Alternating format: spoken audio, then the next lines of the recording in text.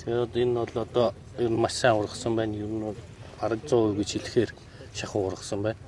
Гэхдээ юмд бол 100% гэж байхгүй байна. Гэхдээ ямар ч төсөө ер нь бол 90-с дээш хувьтай ургасан амьдралтай өв байна.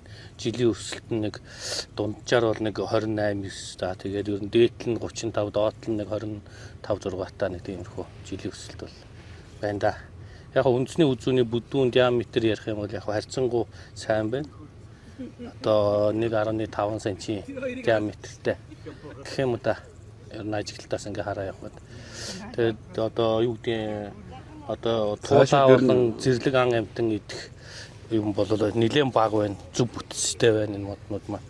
Одоо салаалаагүй гэсэн үг шүү дээ. Яг өөрийнхөө жилийн өсөлтөөрөө явж байна гэсэн. Хэрвээ ингээд жилийн өсөлтийн нэг туулаа оройг нь идчих юм бол хажуугийн ийм мөчрнүүд нь хөгжөөд бас нэг жоохон согогтой ч юм уу тиймэрхүү учир дутагдал гардаг. Тэгэхээр энэ бол бүгд сайхан чигдэх юм байна.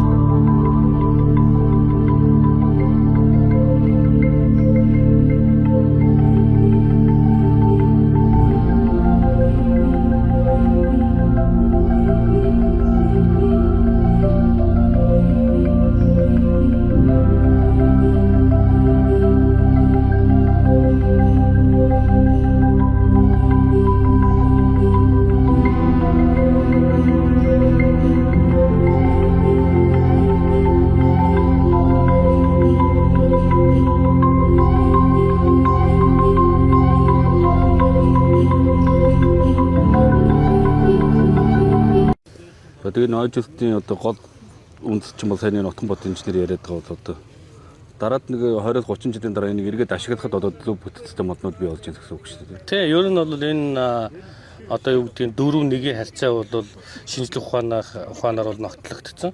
Одоо 100 жилийн дараа огтлоод авахд бол ашигт үеийн коэффициент өндөр мод гаргаж авахын тулд шинжлэх ухаанаар нотлоод ингээд тарьж байгаа одоо схем л дээ.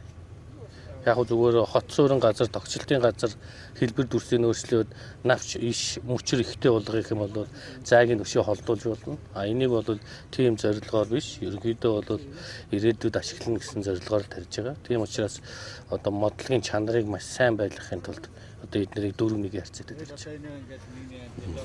байна.